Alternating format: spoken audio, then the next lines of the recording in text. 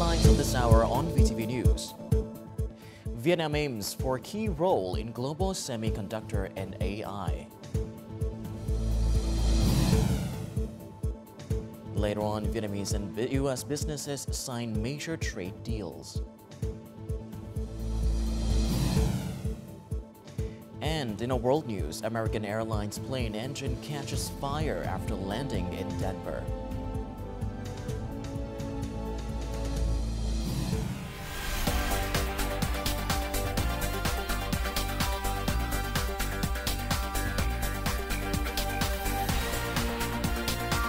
Broadcasting from Hanoi, the capital of Vietnam. VTV News starts right now. Good morning. It is currently 8 a.m. local time and you're tuning into 30 minutes of VTV News. I'm Lilin Lei with the latest updates. Now, on the top news of this hour, Party General Secretary Theo met with Nate Franklin, founder and chairman of PacifiCo Energy, or PE, US, in Hanoi on Friday. At the meeting, the party chief praised the group's contributions to Vietnam's renewable energy sector and Vietnam-US relations. He reaffirmed Vietnam's commitment to creating a favorable business environment, achieving net zero emissions by 2050, and encouraged PacifiCo Energy to expand investments, transfer technology, and support local partners in wind and renewable energy. Chairman of PacifiCo Energy expressed confidence in Vietnam's leadership and highlighted the country's offshore wind potential. He reaffirmed PacifiCo Energy's commitment to further investment, supporting Vietnam's sustainable growth and bilateral ties. Attending the policy forum on Friday on the theme Vietnam's proactive strategy for semiconductor and AI advancement in the new era, Prime Minister Phie stated that Vietnam is making strong efforts to shift its position and adapt decisively to align with global trends in semiconductors and artificial intelligence. The forum attracted nearly 300 experts from leading technology corporations, research institutes, universities, and major global investment funds, engaging in discussions on key issues to help Vietnam solidify its position on the global technology map. Speaking at the forum, Prime Minister Pham Minh Chinh emphasized that Vietnam aims for at least 8% growth this year and double-digit growth in the coming years. To advance the AI and semiconductor sectors, Vietnam has identified 3 critical breakthroughs: institutional reforms, infrastructure development, and high-quality human resources.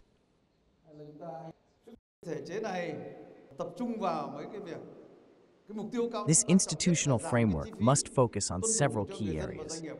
The top priority is reducing compliance costs by streamlining procedures, aiming to cut at least 30% of unnecessary processes. The second priority is developing strategic infrastructure for AI and semiconductors, including transportation, digital, and telecom networks to enhance competitiveness. The third one is ensuring energy security, preventing shortages, and investing in workforce training to build a skilled talent pool for AI and semiconductor industries. The Prime Minister stated that Vietnam is focusing on enhancing education quality, promoting fundamental scientific research, adopting English as a second language, and strengthening lifelong learning initiatives. Vietnam is undergoing a revolution in streamlining and optimizing governance, enhancing efficiency and effectiveness to better serve citizens and businesses, while continuously improving the investment and business environment. The Prime Minister affirmed Vietnam's commitment to supporting foreign enterprises, ensuring that those already established can grow faster, stronger, and more efficiently in their investment and cooperation efforts in Vietnam. During a meeting with Global Executive Vice President of Airbus Group, Wouter van Wierst, Prime Minister Pham Minh Chinh reaffirmed Vietnam's commitment to fostering ties with European nations, particularly in trade and investment. He praised Airbus's 4-decade partnership with Vietnam and encouraged the company to expand investment, establish manufacturing plants, enhance trade with Vietnamese airlines, open training and maintenance centers, transfer technology, and support workforce development. He also urged Airbus to advocate for the ratification of the Vietnam-EU Investment Protection Agreement. Mr. Van Wurst commended Vietnam's progress, innovation, and digital transformation efforts. Recognizing Vietnam's strategic role in Asia, he emphasized Airbus's desire to strengthen its presence in the country. Trade relations between Vietnam and the U.S. continue to progress positively, aiming for balanced and sustainable growth. On Thursday in Washington, D.C., Minister of Industry and Trade Nguyễn Hồng Diên and Prime Minister's Special Envoy for Trade and Energy met with U.S. partners and witnessed the signing of cooperation agreements between businesses from both countries. On the morning of March 13th, Minister of Industry and Trade Nguyễn Hồng Diên met with U.S. Trade Representative Jamieson Greer to discuss measures for a more balanced trade relationship. The U.S. side acknowledged that the trade growth between the two countries is complementary and poses no security risks. The U.S. Trade Representative Office will promptly review Vietnam's proposals and discuss implementation plans with the Vietnamese side.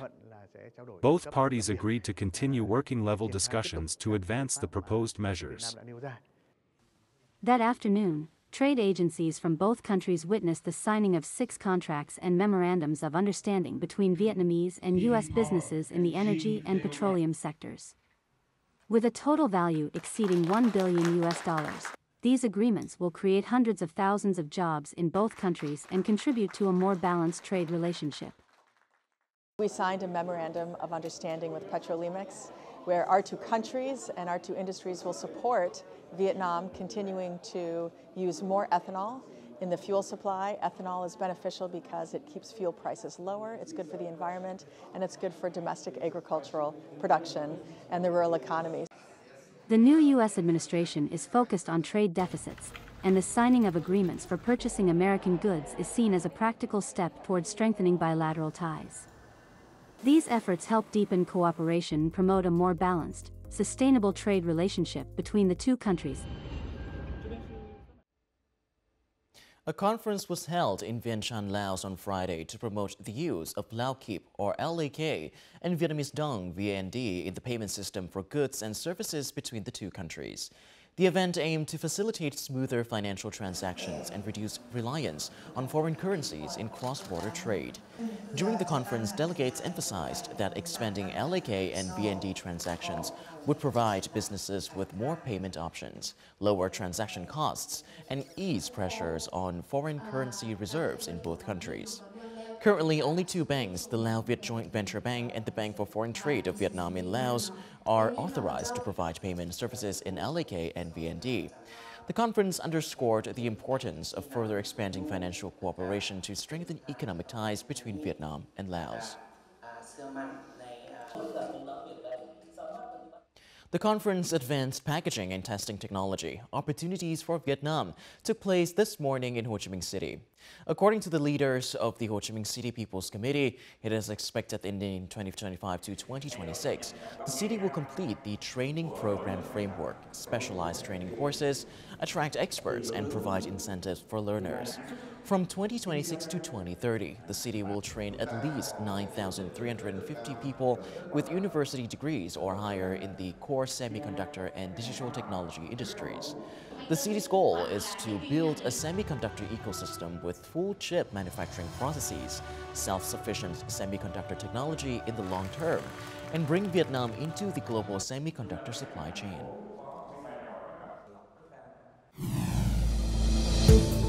Coming up next on VTV News, 37 years since Gạc Ma battle, a history never forgotten. And later on, Vietnamese workers in South Korea have opportunity to receive pensions.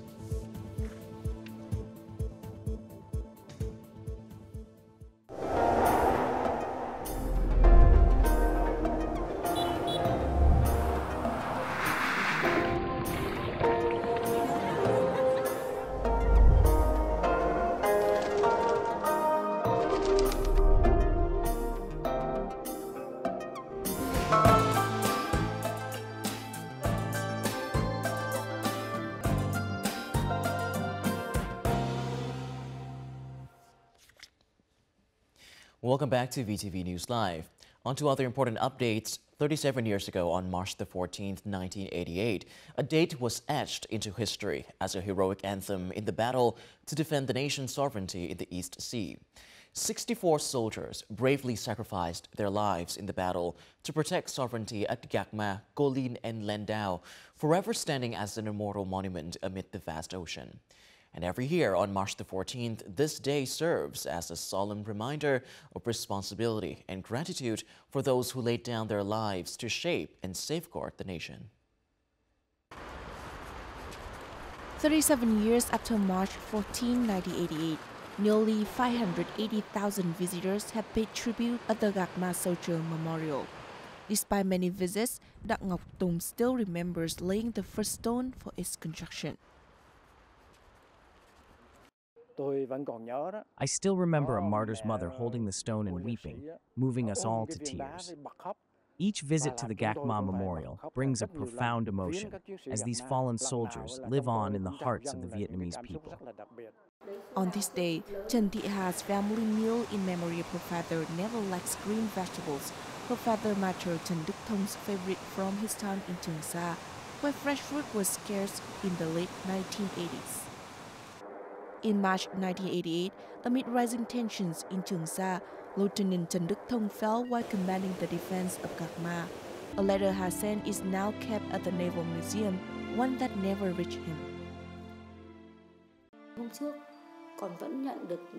The day before, I still received a letter from my father. He sacrificed his life on March 14. Yes, the letter I wrote to him was dated March 22nd. In that letter, I asked, "Dad, I'm sitting in a class, but the radio keeps playing the song Trường Sa is not far away. I miss you so much."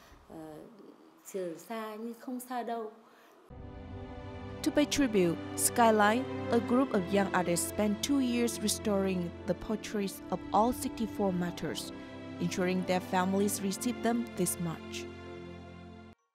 We hope these portraits will be as true to life and high quality as possible, so they can be delivered directly to the families of the fallen soldiers. It looks so much like him. This is the most accurate portrait among all the ones I've seen. Time and time may feed many things, but gratitude to those who sacrificed for the nation remains. Their legacy will never be forgotten.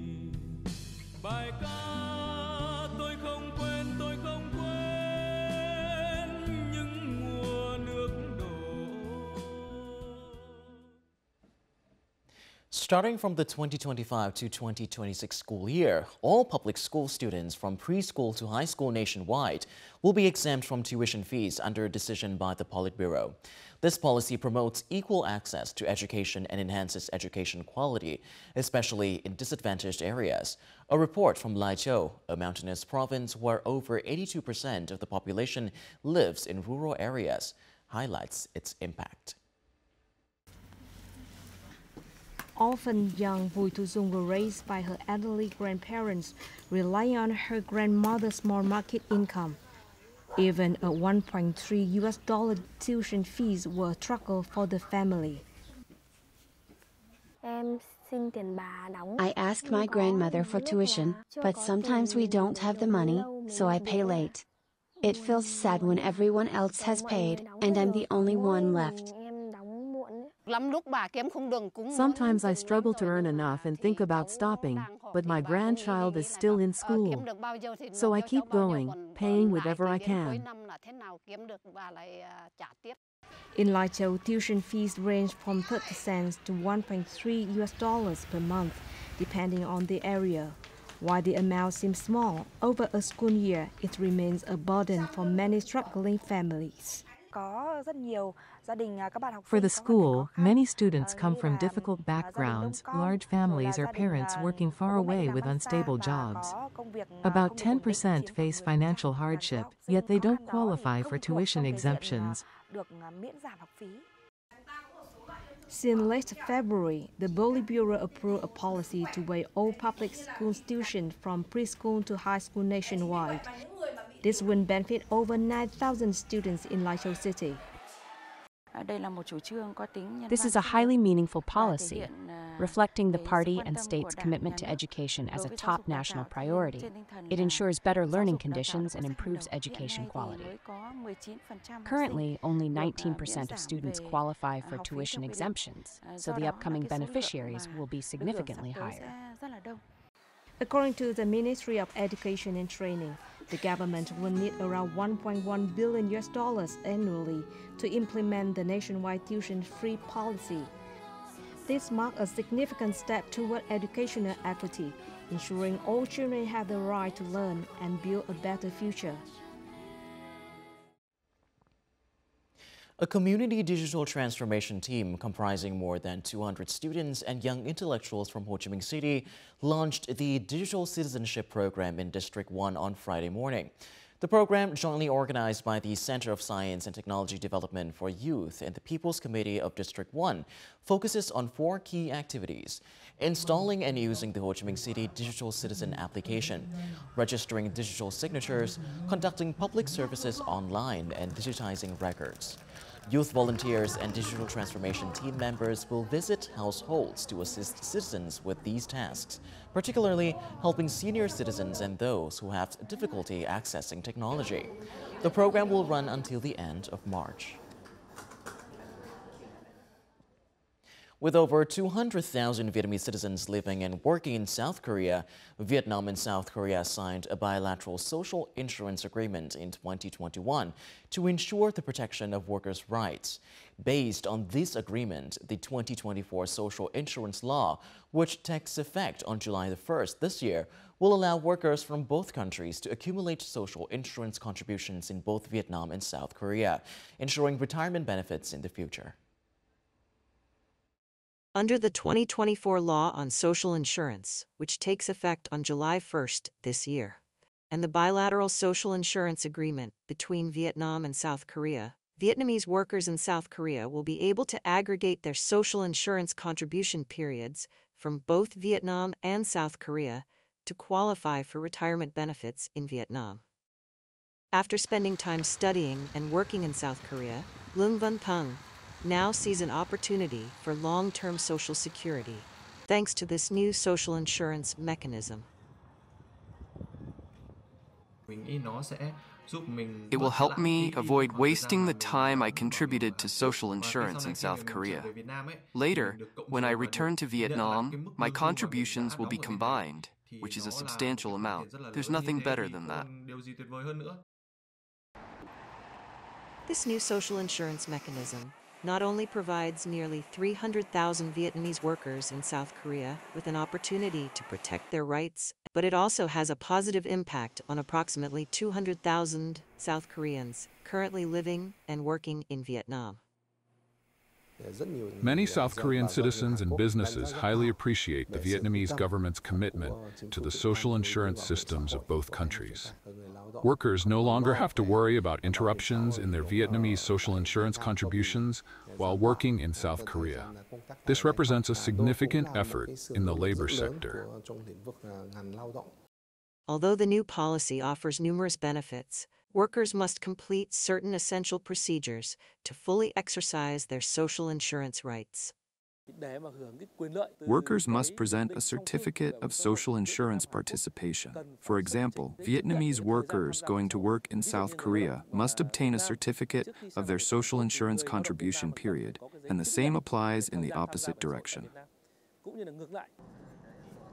The bilateral social insurance agreement and the 2024 Law on Social Insurance represent a major step forward in protecting workers' rights. Many have expressed their hope that the Vietnamese government will continue to sign bilateral agreements with other countries to ensure social security benefits for Vietnamese workers abroad, as well as foreign workers in Vietnam. The Gumet Museum of Asian Art in Paris last week hosted the Photos of the War in Vietnam exhibition, organized in collaboration with the Association of Friends of Marc Reboot to mark the 50th anniversary of the war's end. The exhibition featured over 50 color and black and white photographs taken by French photographer Marc Reboot between 1966 and 1976, offering a powerful visual narrative of the war. Ambassador Dinh Tuan Thang praised the initiative, highlighting its significance in commemorating Vietnam's national reunification. He noted that Reboot's iconic images played a crucial role in shaping global opposition to the war and garnering support for Vietnam's struggle.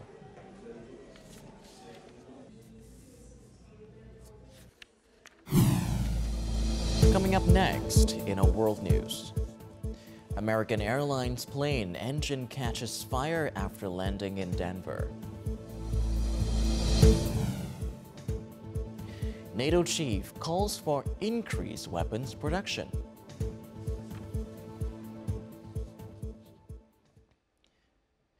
Now moving over to our world news, an American Airlines plane experienced an engine fire on Thursday after making an emergency landing at Denver International Airport, Colorado.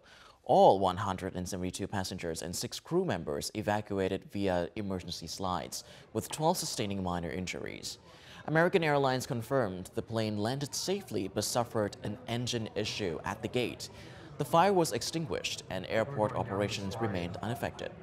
The Federal Aviation Administration is investigating the incident, which follows a series of recent aviation accidents in the U.S., including a January 29th collision between an American Airlines plane and a military helicopter that killed 67 people. NATO members must boost weapons production, NATO Secretary General Mark Rutte urged on Thursday, warning that the U.S. and Europe are falling behind Russia and China. Speaking at the White House with President Donald Trump, Rutte admitted NATO hasn't done enough to strengthen its military. He noted that Europe buys 4 times more weapons from the U.S. than vice versa, benefiting the American defense industry. However, Europe must ramp up domestic production and cut bureaucratic hurdles for regional security. Despite Europe committing $800 billion to defense under President Trump's second term, Rutte stressed that current spending remains insufficient to meet growing security challenges.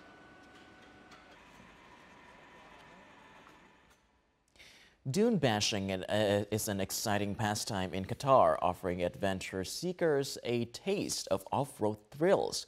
But what happens when your vehicle gets trapped in deep sand? There's a team of young Qatari and expat men who volunteer to get people out of tricky desert situations. More in the following story. In Qatar, dune driving is a popular activity, but vehicles occasionally get stuck in deep sand, disrupting the adventure. Fortunately, help is never far away. The Aoun Qatar volunteer rescue team responds swiftly to such incidents. Equipped with strong tow cables, they can free stranded vehicles in just 10 minutes, ensuring drivers can safely continue their journey. This is a common occurrence. Anyone visiting Sea Line will see it happen. There's nothing to be afraid of. Winter brings an increase in desert traffic, keeping rescue teams busier than ever. According to Mohammed Essa Youssef, leader of Aoun Qatar, the team handles between 100 to 200 calls per week. Most calls come from sandy areas or dunes, which are easier to handle. However, some are more challenging, involving flooded or muddy terrain. Aoun Qatar is one of 4 volunteer rescue teams operating under government supervision in Qatar. With 35 members, most trained in first aid, the team is equipped with tow kits, spare tires, medical supplies, and water. For more complex rescues, coordination with helicopters or professional divers may be required to recover submerged vehicles. One tough case was a vehicle nearly submerged on the beach. We had to wait for the tide to recede before towing it. At sunset in Sea Line, another Aoun Qatar team arrives for routine rescues, providing peace of mind for both new and experienced desert adventurers. Global sea levels rose by 59 millimeters in 2024, surpassing the projected 43 millimeters, according to a NASA report. The rise is driven by abnormal ocean warming and glacier melt. NASA warns that climate change and greenhouse gas emissions are accelerating sea level rise. From 1993 to 2023, levels increased by 10 centimeters, mainly due to melting ice and thermal expansion. However, in 2024, thermal expansion became the dominant factor. Without emissions reductions, sea levels will continue to rise. threatening millions in coastal and island communities, highlighting the severe global impact of climate change.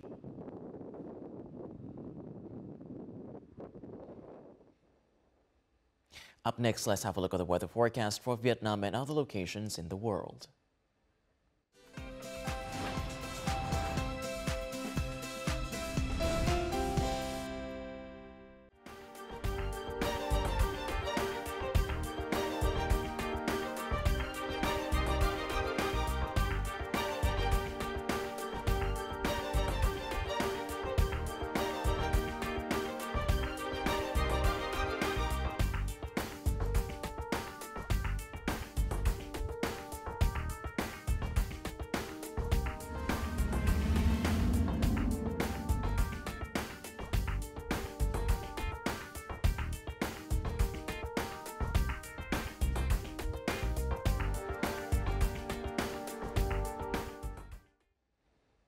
And that is all that we have for this hour on VTV News. To rewatch our program, you can visit our website or YouTube channel or download a mobile app VTVgo for more. Thank you for watching, and goodbye for now.